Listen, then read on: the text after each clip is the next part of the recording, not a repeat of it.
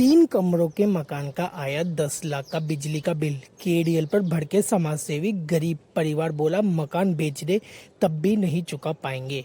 कोटा के प्रेमनगर बस्ती से एक चुकाने वाला मामला सामने आया है, जहां सिर्फ 3 कमरों के एक मकान का बिजली का बिल 10 लाख रुपए से भी ज्यादा पहुंच गया है।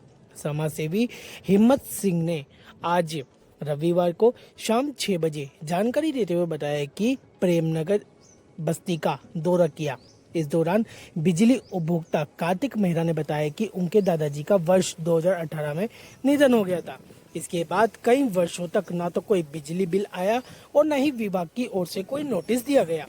कार्तिक मेहरा के अनुसार फरवरी 2025 में बिना किसी पूर्व सूचना के बिजली कनेक्शन काट दिया गया।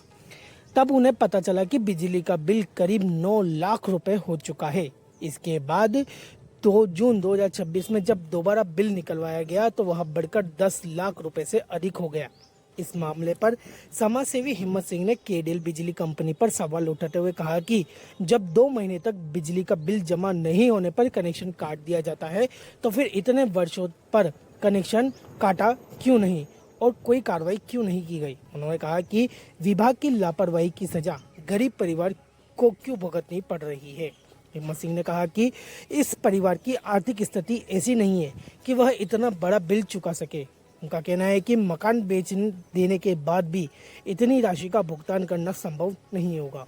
अब सवाल यह है कि आखिर इस मामले में जिम्मेदारी किसकी है और क्या इस गरीब परिवार को कोई राहत मिलेगी। साथ ही कोटा के जनप्रतिनिधियों से भी इस समस्या का समाधान निकालने की मांग की जा रही है। सब 10 लाख 48,000 रुपए का कुछ ऐसे इन्होंने बिल लिख के मेरे को दे दिया है। ये मैं आपसे अनुरोध करता हूँ भाई साहब, गरीब आदमी की सहायता करें, इनकी मनमानी ना चले तो ही बढ़िया है, क्योंकि प्राइवेट कंपनियां जब से आई है गरीबों का जीना दुश्वार हो रहा है, सरकार मजे ले रही है। आज मैं यहाँ पर बिजली की समस्या जानने के लिए प्रेमनगर में आया हूँ। राजस्थान केडीएल मुर्दाबाद, केडीएल प्रशासन वोट पे आओ, केडीएल प्रशासन वोट पे आओ, केडीएल वाले वोट पे आओ। ये इसकी जानकारी हमें दी है और मैं मौके पर आया हूँ देखने के लिए। 10 लाख रुपए का बिल आया है। मैं इस मकान की भी कीमत इनसे जानकारी ली। ये बता रहे हैं 8 से 9 लाख रुपए इस मकान की कीमत है।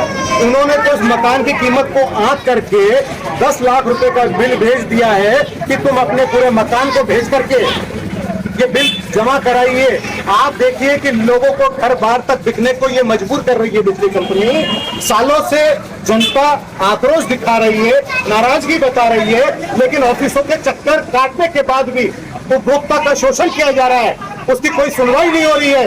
तो आज ये बताएंगे कि मामला क्या है।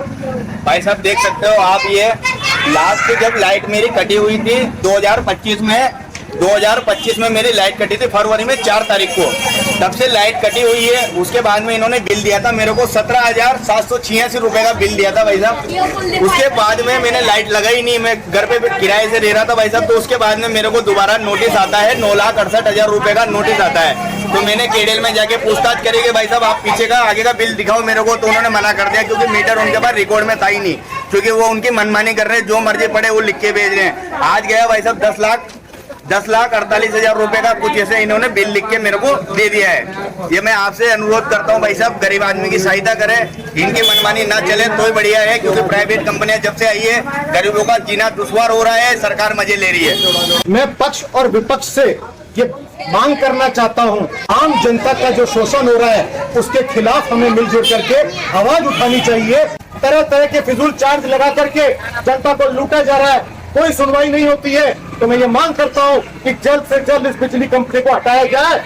किसी को आप आत्महत्या करने पर मजबूर करने का काम करते हैं, ये भी एक तरह से हत्या का ही प्रयास है। एक व्यक्ति तनाव में जाकर के चंबल में कूद जाता है तो बहुत आसान होता है उसको 50,000 रुपए का आकर मोमबत्ती जला करके उसको मुआवजा देना, लेकिन जिए कैसे, जिंदा कैसे रहे, इसके लिए सोचना बड़ा प्रश्न है।